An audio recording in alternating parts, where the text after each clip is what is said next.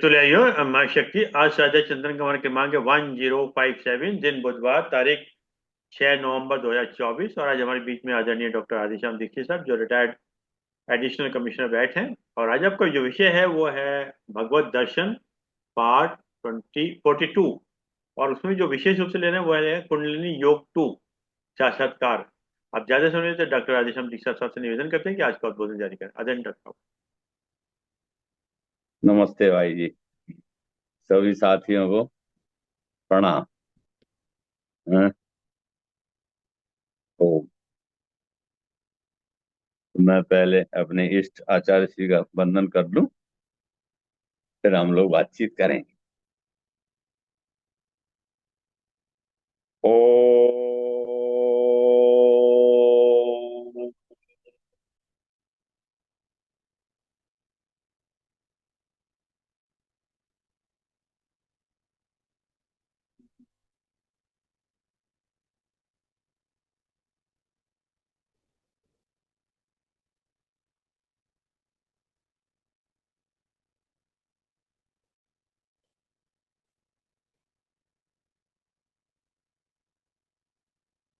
वंदे भगवती देवी श्रीरामञ्च जगद्गुरुम् पादपद्मे तयो श्रित्वा प्रणमामि मुर्मु प्रणमामि मुर्मु।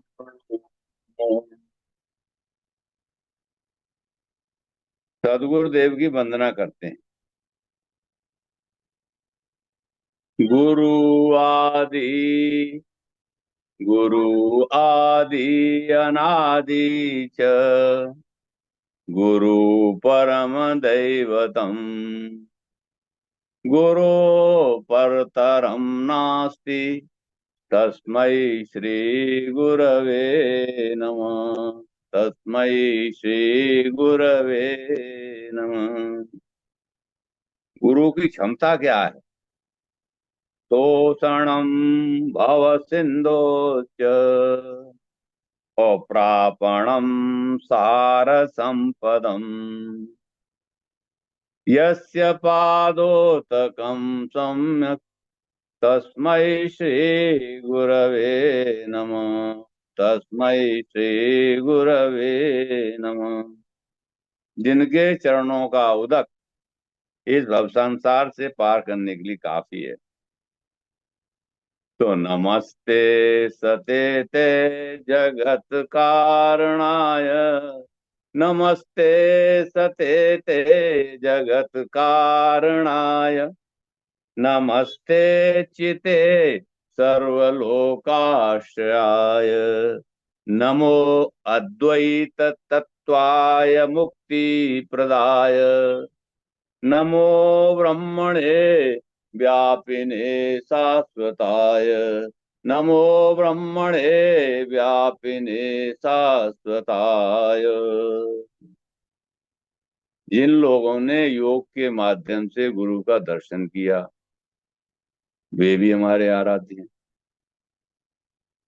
योगेन चित्तस्य पदेन वाचाम् मलं शरीरस्य च वैद्यकेन यो अपाकरोत् तं प्रवरं मुनीनां पतञ्जलिं प्राञ्जलिरानतोऽस्मि।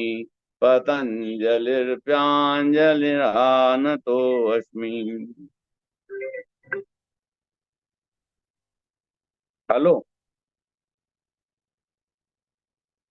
1 मिनट बात करेंगे। हाँ हाँ हाँ।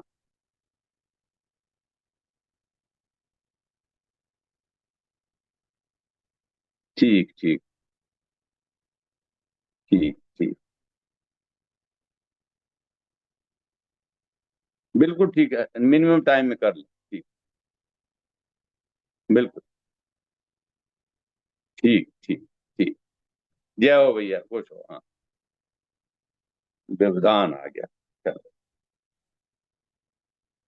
तो आचार्य शंकर जो हमारे अद्वैत सिद्धांत के प्रणेता हैं और बौद्ध धर्म का जब चरम था और ये लगा कि अब सब ये सनातन वेदांत धर्म डूब रहा है, तो आचार्य श्री प्रकट हुए और उन्होंने जो छोटी सी योग की बात कही है उससे मैं आज शुरुआत करूं। तो आचार्य शंकर कह रहे हैं, नलिनी दलगत सलिलम तरलम तद्वद जीवितम अतिशय चपलम विद्धि व्याधि अभिमान ग्रस्तम लोकम शोक हतम समस्तम। ये जीवन कैसा है? नलिनी दल गत सलिलम तरलम, जैसे कमल का फूल है, पानी पड़ा बह गया, इतनी दी लाइफ है इसकी।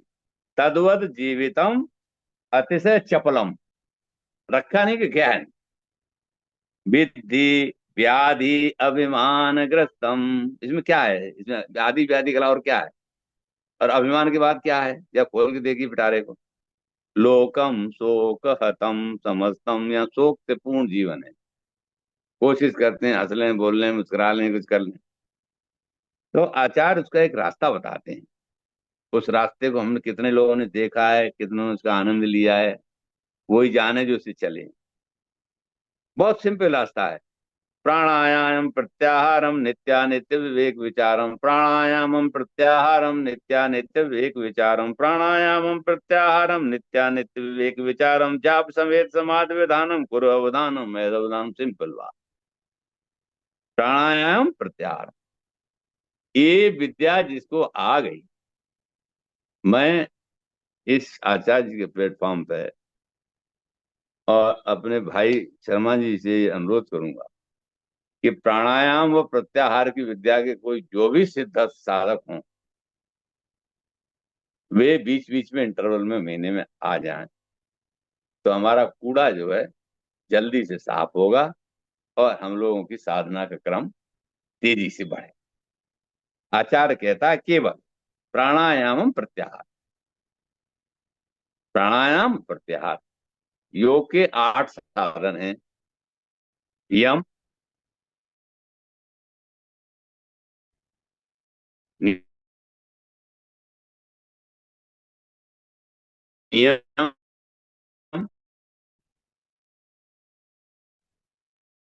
आसन और प्राणायाम, ये 4 की सीढ़ी हुई।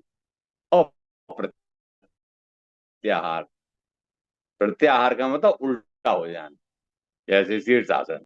अब विषयों की तरफ नहीं भागती। क्या चीज नित्य है और क्या अनित्य?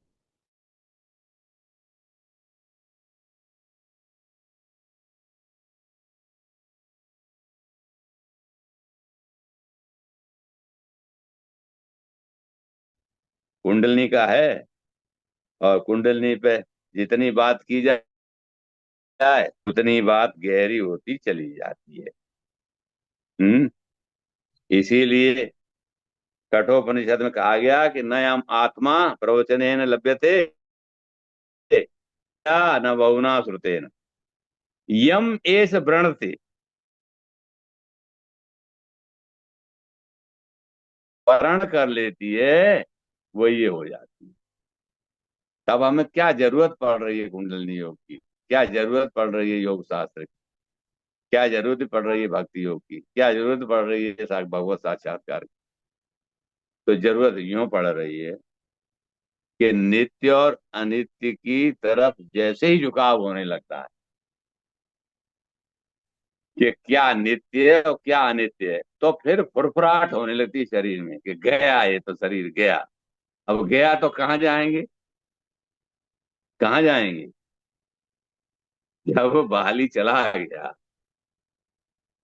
और तारा जो है वो उसकी पत्नी विह्वल हो गई, बाल फिक्रे और रो रही है, भगवान ने छोटी सी सीख दे दी, तारा को ज्ञान हो गया। तो ये कुंडलिनी योग, प्राणायाम, योग शास्त्र एक ऐसी विद्या है कि जिसको जरा से भी इसकी झलक लग गई, अब तो बिना इसके वो रह नहीं सकता है, अब उसका जीवन नहीं है। क्यों? कि अब उसकी ऊर्ध्व गति हो गई। हम लोग गायत्री साधक जितने भी हैं, तो सबसे पहले क्या करते प्राणायाम? ओम भू, ओम भुवा, ओम स्वा, ओम मा, ओम जन, ओम तप, ओम सत्यम। ओम भू, ओम भुवा, ओम स्वा, ओम मा, ओम जन, ओम तप, ओम सत्यम।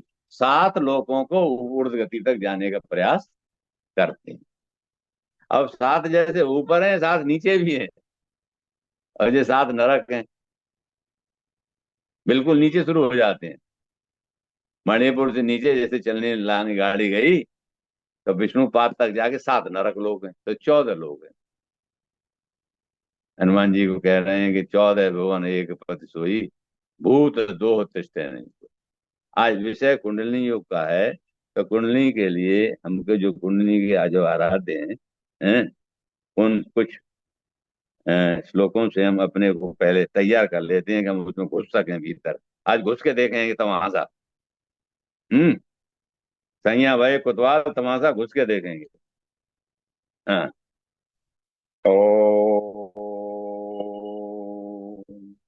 स्थावरम जंगमम व्याप्तम यत् किंचित सचराचरम तत्पदम दर्शितम येन तस्मै श्री गुरवे नमः। स्थावर और जंगम, यानी ठहरी हुई सत्ता और चलती फिरती सत्ता में सचराचर में जो व्याप्त है वही सदगुरु है हमारा। और उसकी डार क्या है, पकड़ क्या है? ओंकारम बिंदु संयुक्तम नित्यम ध्यायन्ति ये नरा। ओंकारम बिंदु संयुक्तम नित्यम ध्यायन्ति ये नरा। कामदम मोक्षदम चैव ओंकाराय नमो नमः। ओंकाराय नमो नमः। ये ओंकार ध्वनि सृष्टि का बीज है। ये अच्छे से आप लोगों ने जाना है, नहीं जाना है तो फिर से पाठ को रिवाइज कर। ज्ञान शक्ति समारूढ़ा और तत्वमाला विभूषणे मुक्ति मुक्ति प्रदाय च तस्मै श्री गुरवे नमः। तस्मै श्री गुरवे नमः।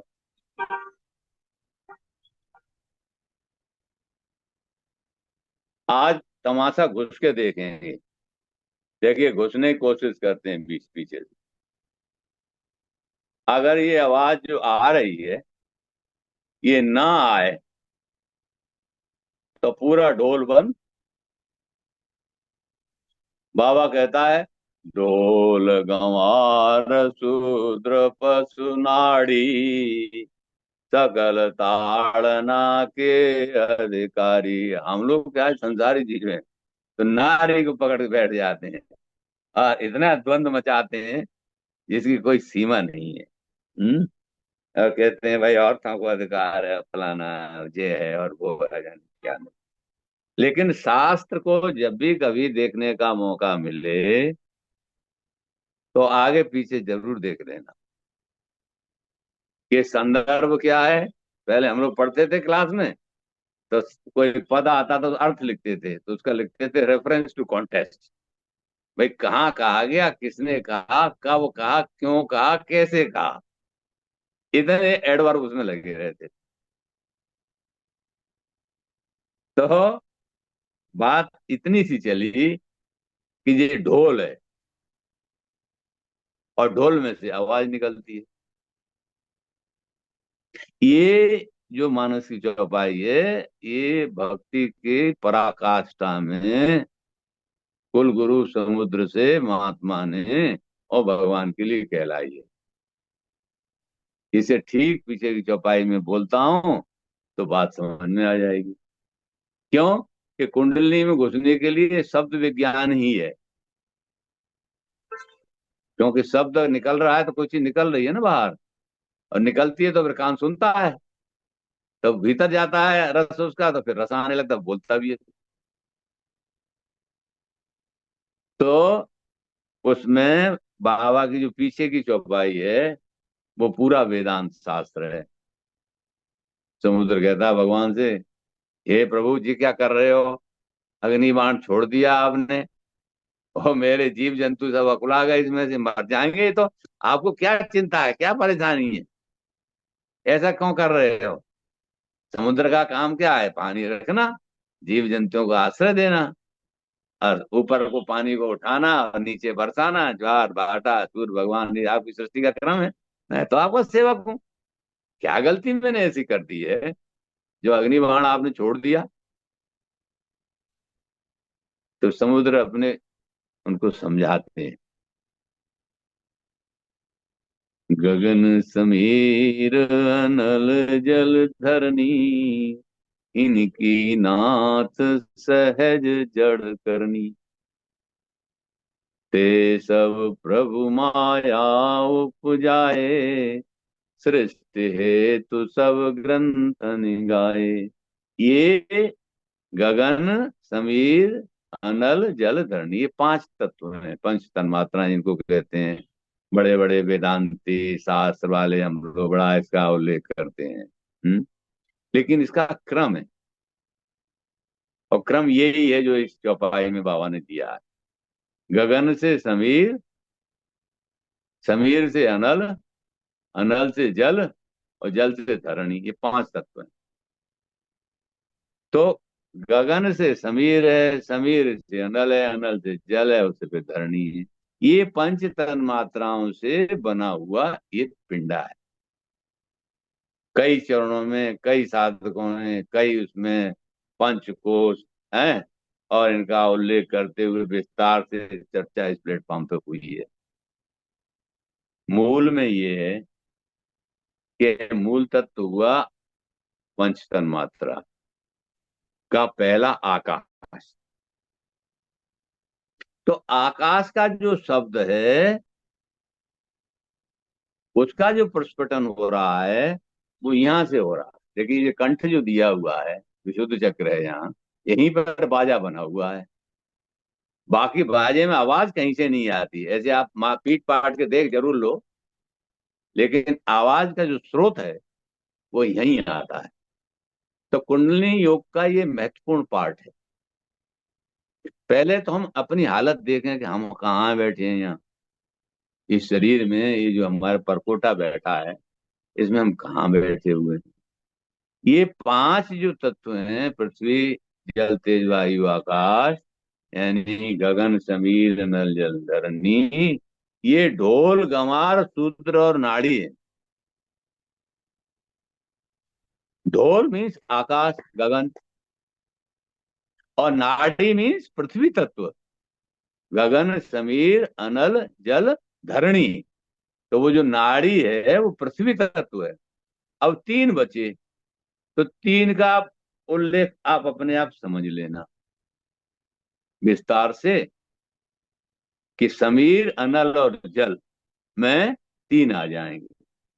ये इसलिए दिया है जैसे का से कबूतर जानने के लिए, चौपाई का प्रवचन मैंने आज इसमें इसलिए इसको श्रेय में लिया। बात तो मुझे आपके भीतर की करनी है। तो भीतर की बात जब हम करेंगे तो भीतर की बात बाहर आने का एक ही रास्ता है, और वो कंठ है विशुद्ध चक्र। और किसी यंत्र से आवाज बाहर नहीं आती है, इशारे से जरूर है लगता है प्रेसिपिटेशन, लेकिन अपना आप जब एक्सप्रेशन देते हैं तो एक्सप्रेशन यहां से आता है। ये अपना जो तत्व है उसकी चौथी स्टेज है। इसकी जो पहली स्टेज है साउंड की,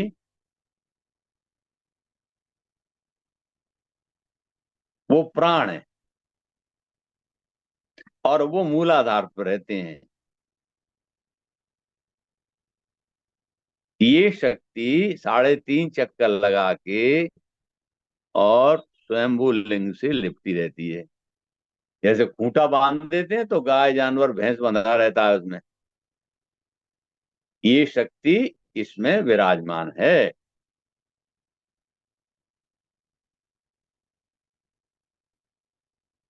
और ये शक्ति जब ऊपर को उठती है तो इसका जो प्रेसिपिटेशन ऊपर को जाने का जो है मणिपुर चक्र में होता है। स्वादिष्ठान को ये क्रॉस कर जाती है। स्वादिष्ठान पे जब होती है तो पोवेरिटी आ जाती है। पोवेरिटी जैसे आना शुरू कर होती है वैसे ही इस कुंडलिनी शक्ति का स्वाभाविक रूप से जागरण स्वादिष्ठान चक्र में होने लगता है। और ऐसा जागरण होता है पोवेरिटी का कि उसे कुछ नहीं दिखाई देता है। अब वो प्रकृति के पूरी तरह से कब्जे में होता है और एक ही चीज दिखाई देती है उसे कि मिलन कैसे हो।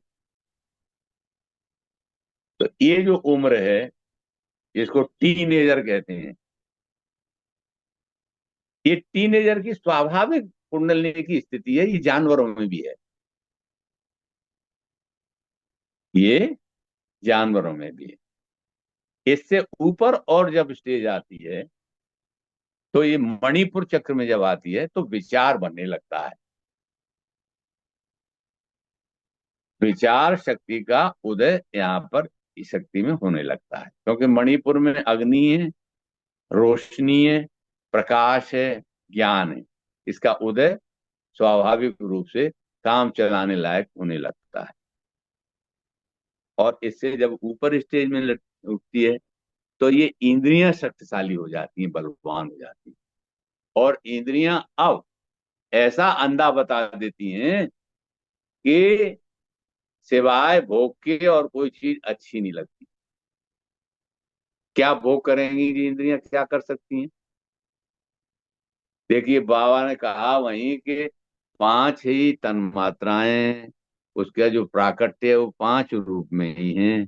पांच रूप में कैसे कैसे है कि आकाश है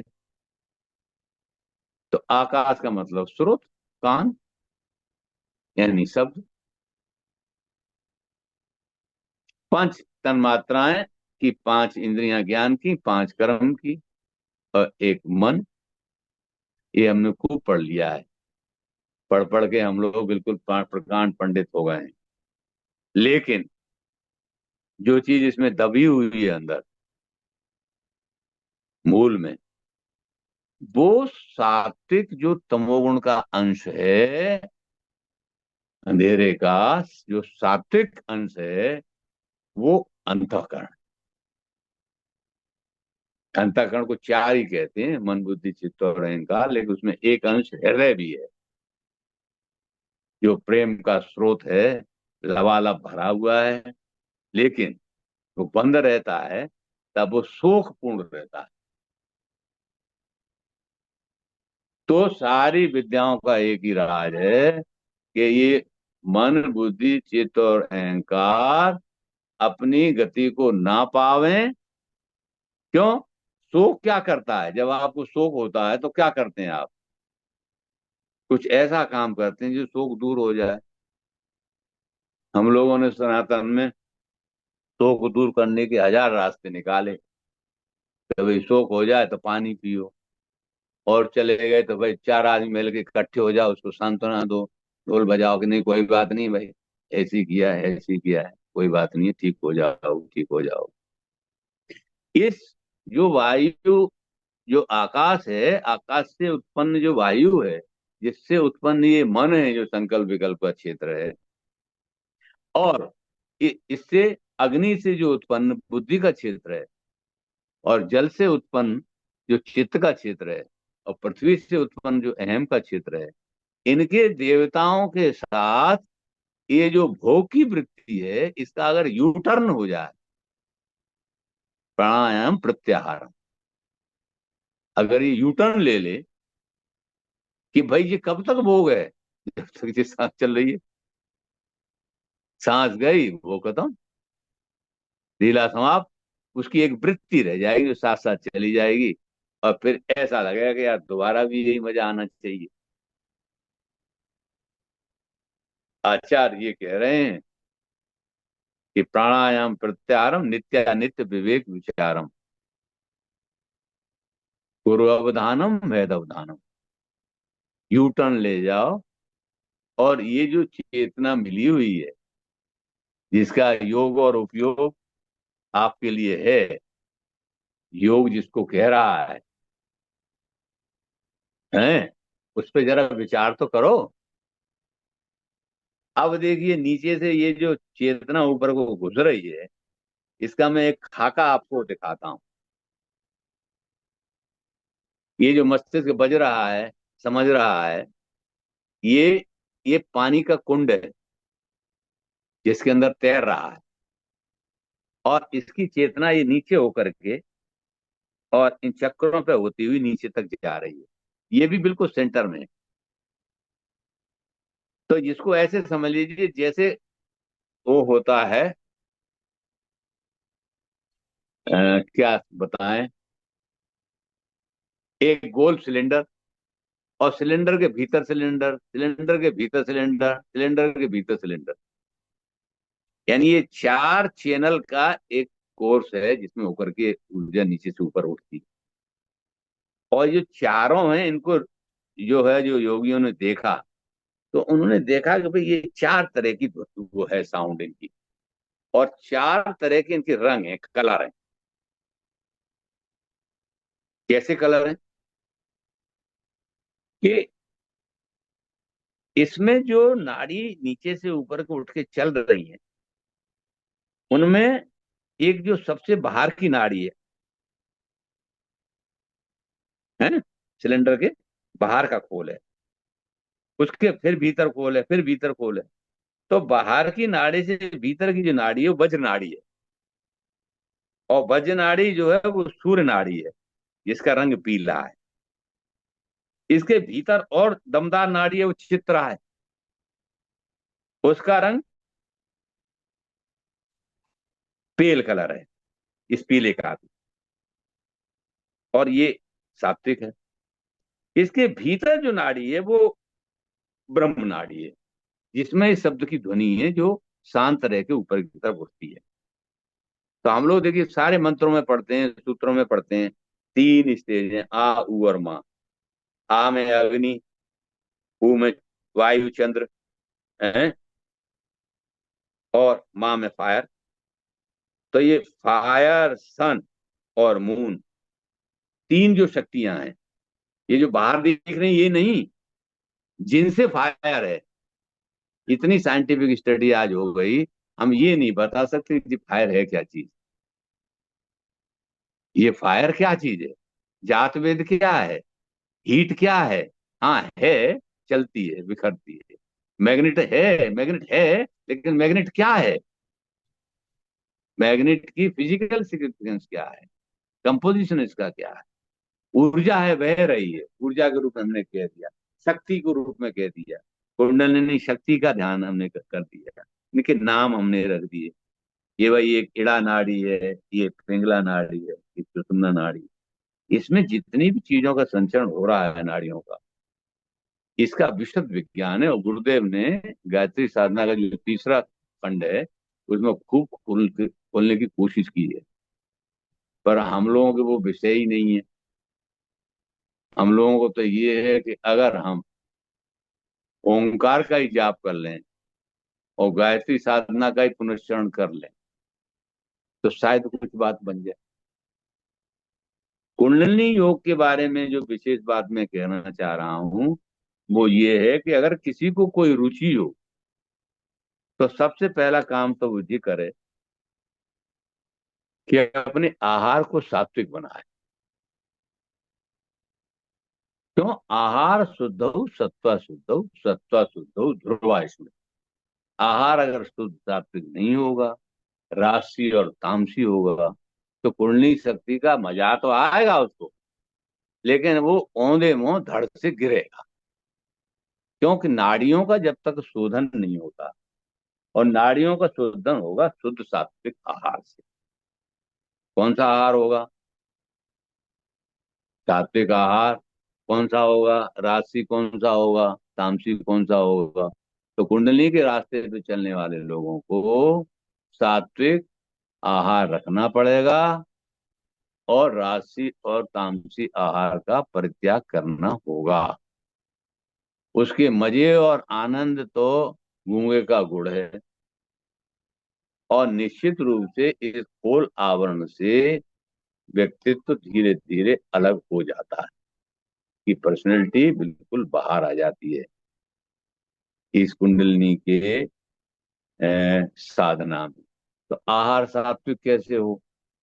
सात्विक आहारों को दिया हुआ है, आयु सत्व बलारोग्य सुख प्रीति विवर्जना, ये आहार हम लोग सब पढ़ते हैं, गीता जी में अध्याय 17 में दिए हुए हैं। आहारस्तु सर्वस्य त्रिविधो भवति प्रिय, यज्ञ तप तथा दानम तेषाम बोधम इमं शृणु, 17 अध्याय। तो सात्विक आहार कैसा है? आयु सत्व बलारोग्य सुख प्रीति विवर्धन, स्थिरा हृदया आहारा सात्विक प्रिया। सात्विक आहार करने वाला आदमी मुंह में लाने से पहले ये सोचता है, विचार करता है कि ये मेरी आयु को बढ़ाने वाला है क्या, या जीव के स्वाद के लिए मैं ले रहा हूं। सात्विक आहारों में पृथ्वी तत्व का शुद्ध जो आहार है उसकी गिनती होती है। जैसे माँ का दूध मिलता है और जैसे ही जमीन पे आते हैं माँ पैदा करने लगती है। तो माँ के दूध में एक मुख्य रस है जिसको हम लोग प्रयोग में लाते हैं, वो है गन्ने का रस। ये विशुद्ध सात्विक आहार है। आप देखिए, इसको निकाल के रख दीजिए तो इसमें फर्मेंटेशन होना तुरंत शुरू हो जाएगा, यानी पचने लग गया आहार। बाहर आते ही जब तक गन्ने में है अंदर तब तक तो ठीक है, जैसे ही वायु के कांटेक्ट में आया इसका पाचन शुरू हो गया।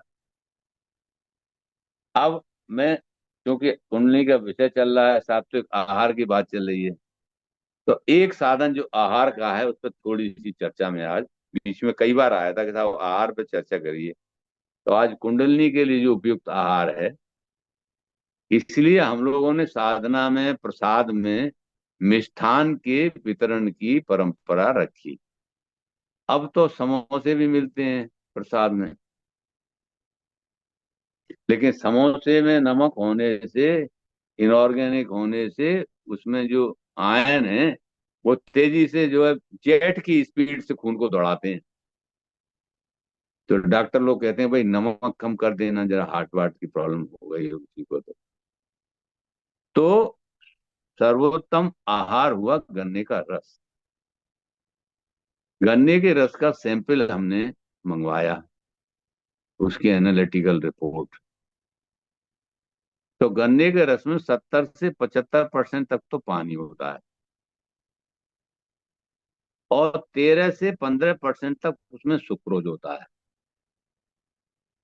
सुक्रोज जो है वो कार्बोहाइड्रेट है जिसमें 12 कार्बन है, 22 हाइड्रोजन है और 11 ऑक्सीजन है।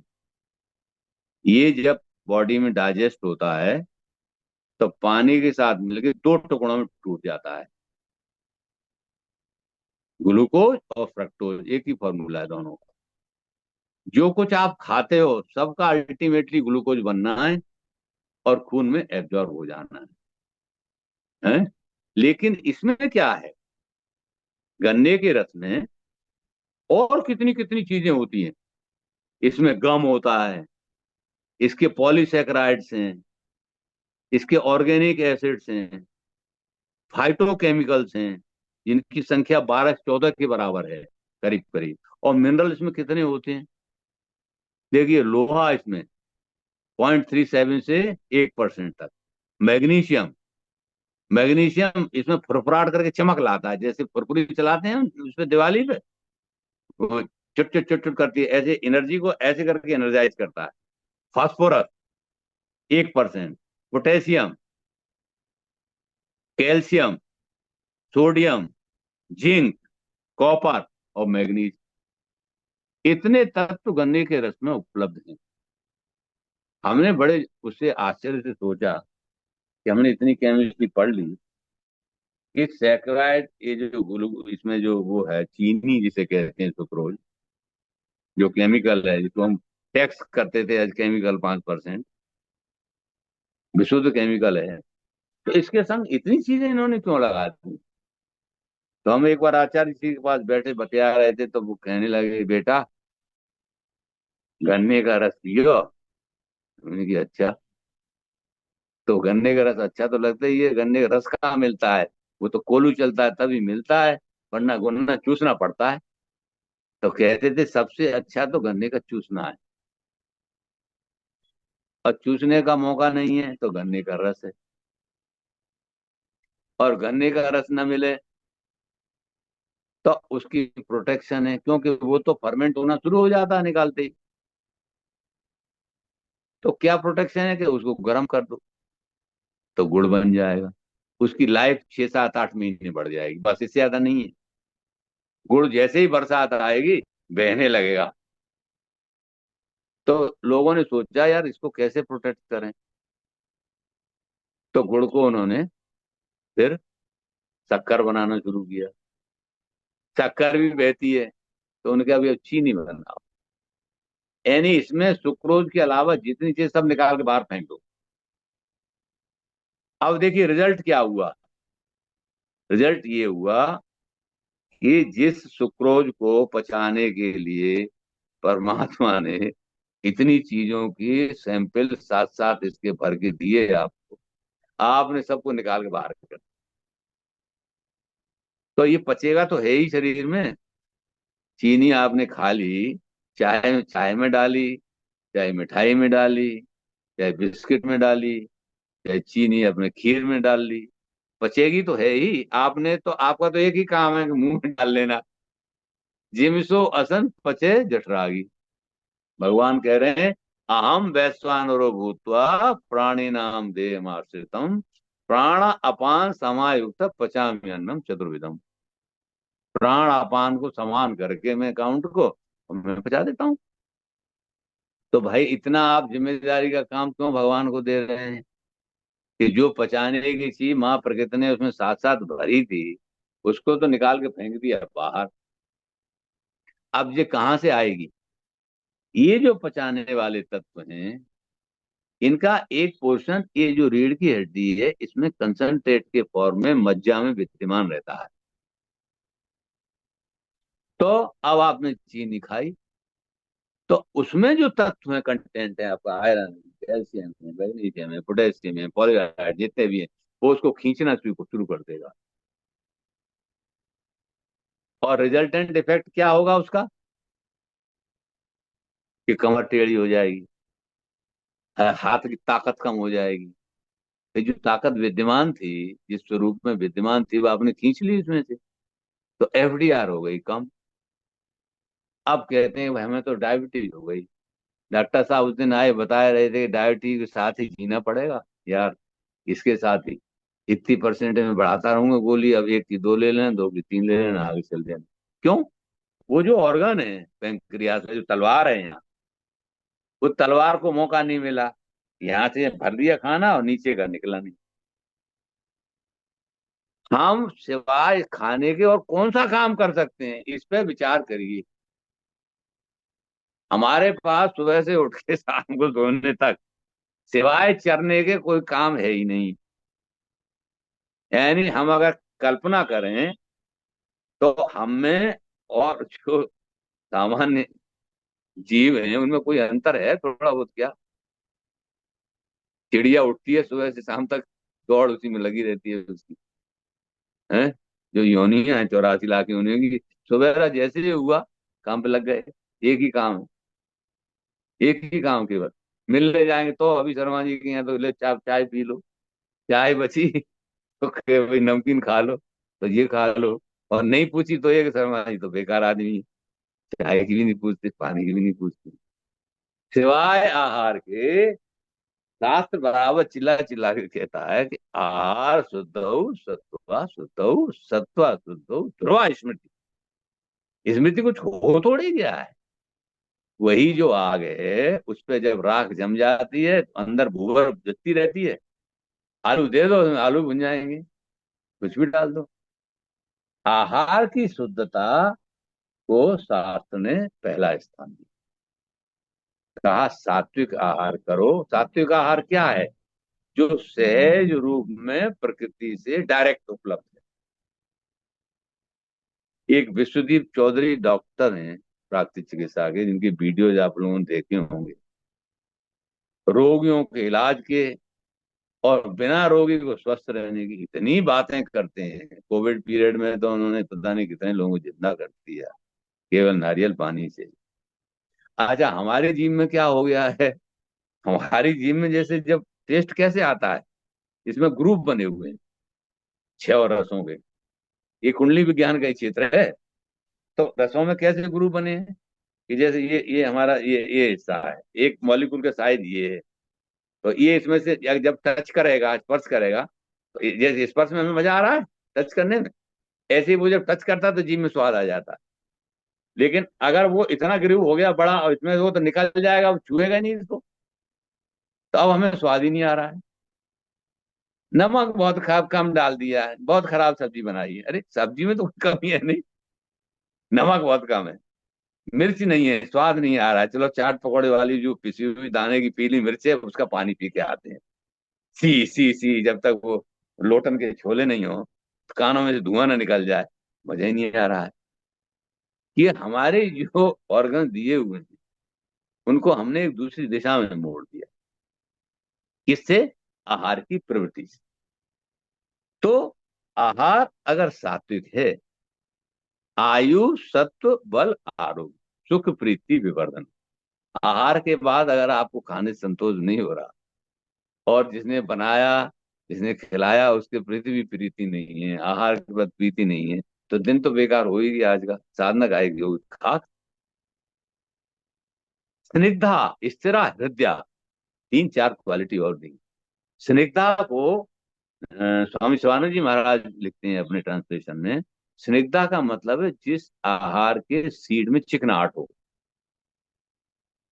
जैसे मूंगफली, मूंगफली के अंदर तेल है, तिल आजकल सीजन चल रहा है तिली का, है, उसके अंदर जिसके अंदर भी चिकनाहट है, लेगुमिनस फैमिली का है ना, स्निग्धा। अब हमने विकल्प ढूंढा स्निग्ध के लिए कि भाई गाय का दूध और मलाई हमें मिल जाए, तो मलाई तो मिलेगी तो सही, लेकिन मलाई के लिए तो काम फिर बहुत करना पड़ेगा बचाने के लिए, वरना फिर वो हार्ट के डॉक्टर के पास जाना पड़ जाएगा। तो ये हुआ सात्विक आहार के लक्षण। सात्विक जिसकी वृत्ति है वो कैसी चीज को पकड़ेगा, ये पता लग जाएगा आपको। तमाम अष्टभोग लगे हुए हैं, पकड़ किस चीज को रहा है वो, है सब कुछ लेकिन पकड़ता किसको। ऐसे राशि कैसा होगा, हम्म, राशि की हालत देखो कि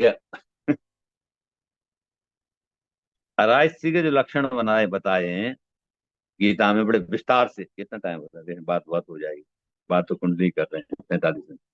खैर, जो राशि का लक्षण है, अति अम्ल, लवणातुष्ण, तीक्ष्ण रूक्ष्म विधायण, शोकमय प्रदा। शोक और रोग तो उसका लक्षण है, ये होना ही है। अब तैयार है आप तो क्या है, मजा लो। तामसी आहार के लक्षण, हम्म, पूती परिष्ठितम, ये था बासी है, 3 घंटे से ज्यादा का बना हुआ रखा है। अब हम तो नमकीन की उस पर टाइम लिमिट लिखी रहती 6 महीने, to the best of my है। तो तामसी सात्विक राजसी आहार के उल्लेख शास्त्रों में आए। सीधी बात कहने की है कि जो आहार सीधे सीधी प्रकृति से प्रदत्त है, जो मनुष्य ने नहीं बनाया है, वही आहार सात्विक है। तो कुंडलनी जागरण या कहिए विविध रूप से जो अंदर की शक्तियों के बारे में कुछ चलने के, जानने के, समझने के इच्छुक हैं, उनके लिए आहार शुद्धि आवश्यक है। और आहार शुद्धि में देखिए कि भोजन पचता है तो 2 ही काम होते हैं। जितने लोग रोगी हैं आज की तारीख में, या तो अतिसार होगा या कब्ज होगी, और कोई रोग ही नहीं है। अतिसार का मतलब है कि अब आंतों ने रास्ता छोड़ दिया है, भैया मेरे बस की पचाना नहीं है, तो दस्त लग रहा है उनको, पतले दस्त हो रहे हैं। या संग्रहणी है उसको, वो संग्रह करके रख लिया, बाहर जाने नहीं देता है। 2 ही रोग है, तीसरा कोई रोग नहीं है। तो आहार में न संग्रहणी हो पचने के बाद, ना अतिसार हो, ऐसी अवस्था अगर आ जाए, पता लगे आहार हमारा ठीक है। हर आदमी इसको देख सकता है, कोई उसे कहीं जाने सूझने की जरूरत नहीं है। कोई चीज खाई, 24 घंटे बाद पता लग जाएगी इसका क्या असर हुआ।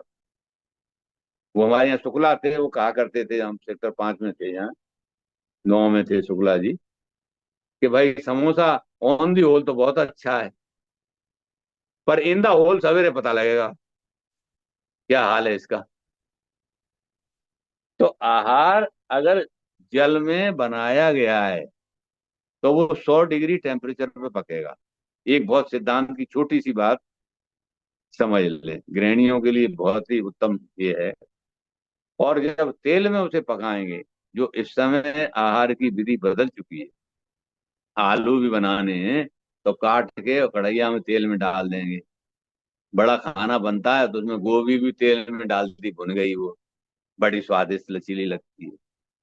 वो पक रही है 150 डिग्री टेम्परेचर पर, और पानी में अगर पकेगी तो टेम्परेचर होगा 100 डिग्री।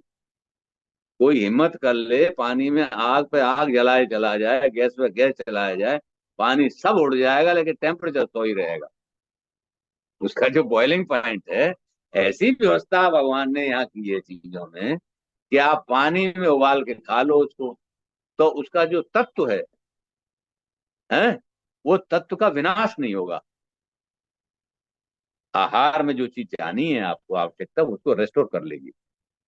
लेकिन हमें तो पानी वाली चीज पसंद ही नहीं है, बिल्कुल पानी पूरी पसंद है। वो भी बाहर से तलेगी, फिर पानी उसमें भर लेंगे, वो नमकीन और वो तेज मसाला मिर्च हो जाएगी। क्यों? कारण उसका ये है कि हमारी जो इंद्रियां हैं उनको हमने एक रास्ता दिखा दी है कि भाई बाहर, वैसे ही बाहर की तरफ देख रही थी। कठोपनिषद कहता है, परांच खानी व्यतनत स्वयंभू, तस्मात परांग पश्यत ना अंतरात्मन। स्वयंभू ने इनको बाहर की तरफ छेदा है, तो ये बाहर के विषयों की तरफ ही जाती हैं, भीतर की ओर नहीं जाती। भीतर की ओर कैसे जाएंगी? जाएं तो तब जब अंतःकरण साफ हो। इसीलिए शुचि के साधन योग में बताए गए हैं। 60 कर्म की 6 विद्याएं बताई गई हैं। आचार्य जो हैं, हठ योग के उस शरीर को शुद्धि करने के लिए क्रियाओं का आचरण लेते हैं। कुंडलिनी योग के जाने वाले विद्यार्थी जिनको अच्छी लगे, तो वो अगर शुद्ध आहार करने के इच्छुक हों और अपने में भी शुद्धता लाने की इच्छा रखते हों, तो रास्ते में आगे चलें। वरना ये जीवन तो चल ही रहा है, खूब आराम से सुनिए, सिनेमा की तरह लेक्चर सुनिए और घर जाके सो जाइए अपने आराम से कि बड़ा अच्छा सिनेमा देख के आए आज हम। अभिषेक जी के यहाँ 1 घंटे बैठे रहे, हम बहुत अच्छे साधक हैं और बहुत बढ़िया करते हैं, अच्छा प्लेटफॉर्म चलाते हैं, बहुत ही अच्छी चीज है। ऐसे करके आपको संतोष हो जाएगा। लेकिन जीवन का सार तत्व में उद्देश्य क्या है, इसको सवेरे जब आंख खुले तब एक बार पूछ जरूर लेना कि भाई रात में सोए थे, हैं? क्या हुआ, कुछ हुआ कि नहीं हुआ। तो ये जो आकाश तत्व है, ये आकाश तत्व अंधेरा है, घोर अंधेरा है। ये जो आकाश नीला भी दिखाई दे रहा है पीछे अभिषेक जी के, ये प्रकाश का विकिरण है, इसमें कुछ भी नहीं है, ये विशुद्ध अंधेरा है। रात में जब देखते हैं अमावस्या की रात को, तब दिखाई देता है कि इसमें कोई चांद तारे चमक रहे हैं, द्युतिलोक भी है। तो आकाश का मतलब है अज्ञान की पराकाष्ठा। और ये अज्ञान प्रकृति के तमोगुण का पसारा है। तमोगुण के तीन लक्षण और विक्षेप। तो आवरण तो असत और अभान है, पता भी नहीं चलता है उसका। और विक्षेप ये आकाश से शुरू हो जाता है, और इसको हम लिए बैठे हैं और अपना ढोल बजा रहे हैं। ढोल गंवार सूत्र पद नाड़ी, सकल ताड़ना के अधिकारी। तो ये जितने भी आपको इंद्रिय जन्य ज्ञान दिख रहा है, इसमें शब्द स्पर्श रूप रस और गंध का, इसको जरा ताड़ ताड़ के देखिए तो सही कि कुछ बात बनती है कि नहीं बनती है। और बन तो जाएगी, इसमें कोई दो राय नहीं है। कब तक नहीं बनेगी? धीरे धीरे धीरे धीरे, जब कान में भी गंदा पड़ेगा, कुछ सुनने में आएगा, कुछ समझने में आएगा, तो परिष्करण तो होगा ही। आचार्य श्री कहते थे, बेटा जो बात बताई है, हैं, अगर पल्ले तेरे पड़ गई तो बात बन गई। तो पल्ले पड़ने जैसी बात है, उसके लिए प्रयत्न आवश्यक। अभ्यास वैराग्याभ्याम तन्निरोधा। अभ्यास, सतत अभ्यास से वैराग्य की स्वाभाविक प्राप्ति होती है। लेकिन वो कैसा है, योग सूत्र कहता है, स तो दीर्घ काल निरंतर सत्कारा से तो दृढ़ गुण। एक तो उसमें निरंतरता होनी चाहिए। जो भी इस मार्ग से भी आप जा रहे हैं, चाहे योग मार्ग से जा रहे हैं, कर्मयोग के से, ज्ञान से, भक्ति से, उसमें निरंतरता हो, सतत हो, प्यार से हो, दृढ़ विश्वास।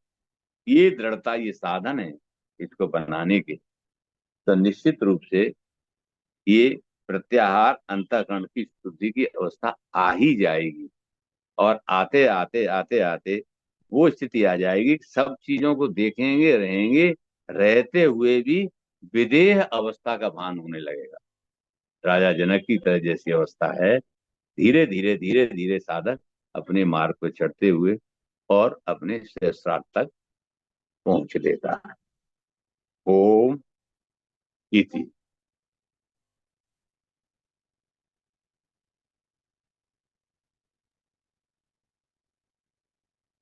तो आज के मेरे विचार से समय भी हो गया है। कोई बात अगर हम करना चाहेंगे तो 10-15 मिनट हैं, बात कर लेते हैं। तो शांत। बहुत बहुत धन्यवाद आदरणीय डॉक्टर राधेश्याम दीक्षित साहब। आज आपने बहुत सरल तरीके से काफी चीजों को बताया, और ये वास्तव में बिल्कुल सही कहा आपने कि हम भोजन अपने मुंह में डाल तो लेते हैं, जिसका टेस्ट है वो गले तक ही है यहाँ तक। उसके बाद क्या हुआ कुछ पता नहीं, और इतनी सी चीज के लिए हम इतना फिर परेशान रहते हैं। तो वास्तव में हम लोग सोचते नहीं है। जो गुरुदेव का भी थॉट है, जो चीज शुरू में लगती है रुचिकर उसका अंत होता है अरुचिकर, और जो शुरू में लगती है अरुचिकर उसका अंत होता है रुचिकर। तो अगर हम इतना ही सोच लें तब भी काफी समस्या का समाधान हो जाता है। चलिए साहब, किसी और की कोई जिज्ञासा हो तो आप पूछ सकते हैं, नहीं फिर बाद में एक ऐसे के साहब धन्यवाद के दो शब्द देंगे।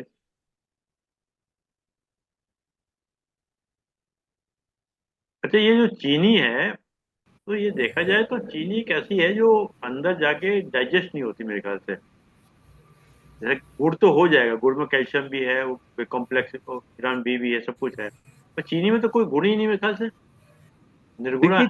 चीनी चीनी केमिकली C12H22O11, हम्म। ये कार्बोहाइड्रेट है। कार्बन, हाइड्रोजन, ऑक्सीजन, कार्बन का पानी के साथ मिश्रण समझ लीजिए केमिकली। हम्म। तो इसके डाइजेस्ट, ये क्या करती है, बॉडी में जाके दो पार्ट में टूटती है। हम्म। एक मॉलिक्यूल ग्लूकोज, एक फ्रक्टोज। हम्म। लेकिन तोड़ने के लिए इतना सब चाहिए, हम्म। कहाँ से लाओगे? वो उसका थोड़ा सा अंश गुड़ में तो विद्यमान है। हम्म। गन्ने के रस की ये जो जो पचाने वाली शक्तियां थी वो गुड़ में विद्यमान है। हम्म। तो गुड़ में विद्यमान तो गुड़ पच जाएगा आसानी से। इसको पचाने के लिए क्या होगा? एफडीआर तोड़नी पड़ेगी। ये हम्म। जो रिजर्वायर है, इसका एफडीआर तोड़ना, बॉडी अपने आप तोड़ेगी। फिर तो ये मान के चले, जो चीनी, तो चीनी चीनी के साथ बनने वाली जितनी मिठाइयां हैं वो भी वही काम करेंगी फिर तो। आप ये समझ लीजिए बंधुवर, कि दुनिया में सबसे बड़ी जबरदस्त लॉबी शुगर की है, जिसमें कैपिटल इन्वेस्टमेंट है, हम्म। जिससे पूरी ये इंडस्ट्री चल रही है। क्योंकि अगर चीनी नहीं होगी, चीनी अगर नहीं होगी तो बीमार नहीं पड़ेगा। बीमार नहीं पड़ेगा तो मेडिक्लेम कैसे चलेगा? मेडिक्लेम नहीं चलेगा तो अस्पताल कैसे चलेंगे? तो हम्म। डॉक्टर कैसे चलेंगे? तो एक बहुत बड़ा विशेष सर्किल है। हम्म। इतना बड़ा विशेष सर्किल है कि पूंजी इसमें अच्छी तरह से सुरक्षित है, जिसने लगाई हुई है उसकी। पूंजी का कोई लॉस नहीं होने वाला है उसका। क्योंकि लोग ऐसी प्रक्रिया बना दी कि लोग बीमार होंगे ही होंगे, 100%। हम्म। 100% बीमार होंगे। मतलब उसका कोई स्कोप नहीं है कि बीमार ना हो। क्या बीमारी है? अगर पचती भी रहेगी तो कमजोर हो जाएगा पूरा शरीर, उसकी एनर्जी कम हो जाएगी, उसकी डायबिटीज बढ़ने लगेगी। उसके डायबिटिक पोटेंशियल बढ़ने से क्या होगा कि अल्टीमेटली वो जर्जर हो जाएगा शरीर उसका। जर्जर होगा तो भागेगा, और उसकी बातें अच्छी लगने लगेंगी कि भाई मेडिक्लेम ले लो यार, ठीक हो जाएगी इससे तो काम है। एमडी और एमएस दोनों डॉक्टर बन मिलेंगे हमें। जबकि है क्या? आयु का विज्ञान है, आहार विज्ञान है ये, कि हमारा सत है, रज है, तम है, वात है, पित्त है, कफ, इसका समायोजन कैसे हो। जिस आहार से समायोजन हो जाता है वो आपको ठीक लगने लगता है कि भाई ये तो ठीक है यार, इसे तो हमें बढ़िया सवेरे खाने में भी अच्छा लगा, स्वास्थ्य में भी अच्छा लगा, सामर्थ्य भी है, और सवेरे भी काम सही हमारा बन रहा है। तो अच्छा, यानी चीनी कि का हम ये भाग है। इसी जीव एनर्जी से तो उसमें है, लेकिन हम्म, उसके लिए आपके पास साधन नहीं है। आप अपना अगर लॉस करके करने से खाओ खूब, कौन मना कर रहा है। इसका मतलब ये मान के चलें कि अपने जीव से हम अपनी कब्र खोद रहे हैं। भाई यही तो संसार का भोग है। भोगा अपवर्गार्थम दृश्यम। लेकिन अगर किसी को ये समझ में आ जाए कि कबर खुद रही है तो उसका अपवर्ग होने लगेगा। हम्म। इतनी सी बात है। आज आप सुबह वार्तालाप में बता रहे थे कि जो बाघ होता है वो 250 ग्राम खाता है, आपने बताया था, इतना बड़ा शरीर होने जी के बाद। जी जी। और उसके बाद भी वो जाके वॉमिट कर देता है, बाघ। हाँ हाँ हाँ, वो इसका निकाल देगा मतलब, पानी से। यानी कि इसका मतलब पशुओं तक को मालूम है कि हमें क्या खाना है और कितना खाना है। हम इंसान होके नहीं समझ पा रहे, सर। अगर उन्हें मालूम ना होता तो वो जिंदा कैसे रहते उस योनि में, उन्हें तो कोई मार डालता वहां। यहाँ तो हमने बंदूकधारी दो रख छोड़े बगल में कि भाई हमें मत मारना, सबको मार देना। अच्छा, ना उनको मेडिक्लेम पॉलिसी लेनी होता है, बाघ।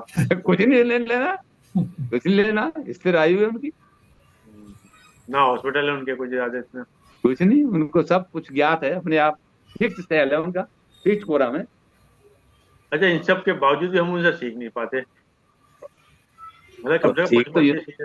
सीख तो यूं नहीं पाते हैं कि हमारी जो इंद्रियों की, हमारे संस्कार की जो वृत्तियां हैं वो इसलिए दी गई हैं कि भोग के देख लो कि ये भोगने के लायक नहीं है, लेकिन भोग में ही फंसे रह जाते। ये दी तो आपको फुल फ्रीडम के लिए है कि भाई आप करके देख लो, ऐसा करो तो ऐसा होगा, हो रहा है कि नहीं हो रहा है। ये चीज होने की है। वेलकम सीता। नहीं, आज आइए आपने बहुत बताइए। कई सारी चीजें बड़ी अच्छी सब समझाई हैं, और बहुत ज्यादा, अगर हमको एक ही चीज समझ में आ जाए, अगर एक भी आ जाए, सारी नहीं, एक भी समझ में आ जाए, तो हम समझ सकते हैं काफी हद तक। और जो आपने टेम्परेचर वाला पॉइंट बताया, 100 वाला, 150 वाला, अगर यही समझ में आ जाए हमको। बात बन गई, हम्म। बात बन गई। बात बन जाएगी। चलिए साहब, कोई किसी जिज्ञासा हो तो आदरणीय कैसे के साथ धन्यवाद देंगे सर। जी सर। शेखी साहब। सर्वप्रथम श्री अरविंद शर्मा जी का धन्यवाद, आपने मुझे मौका दिया डॉक्टर राधेश्याम दीक्षित जी का उद्बोधन के लिए।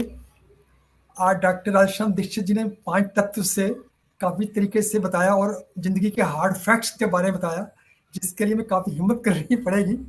कुंडलिनी जाए, अगर हमने परमात्मा से साक्षात्कार करना है तो डेफिनेटली हमें ये सब चीज़ें का सहारा लेना पड़ेगा, और हमें ज़िंदगी को एक डिसिप्लिन वे से निकालना पड़ेगा, क्योंकि बिना अनुशासन के तो हम चल नहीं सकते।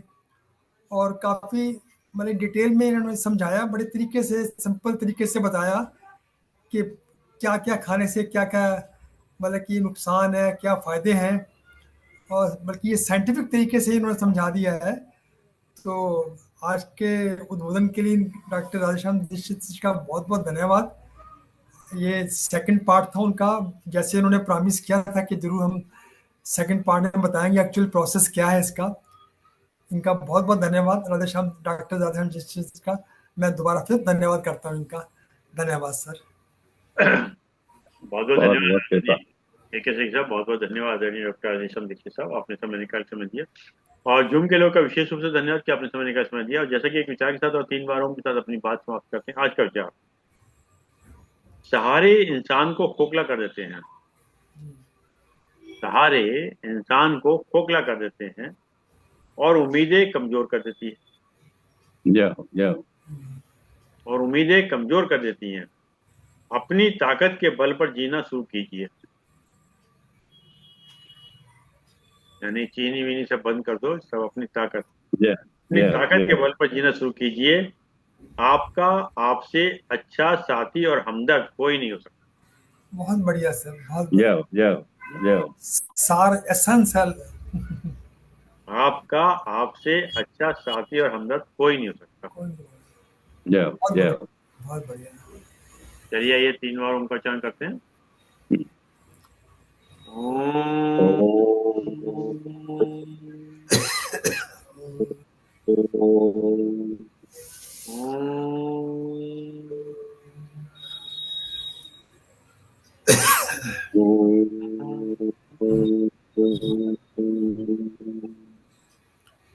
शांति शांति शांति।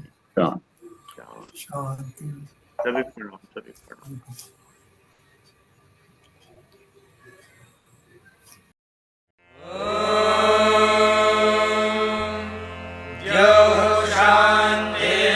शान्तिरन्तरिक्षं शान्तिः पृथिवी शान्तिरापः शान्तिरोषधयः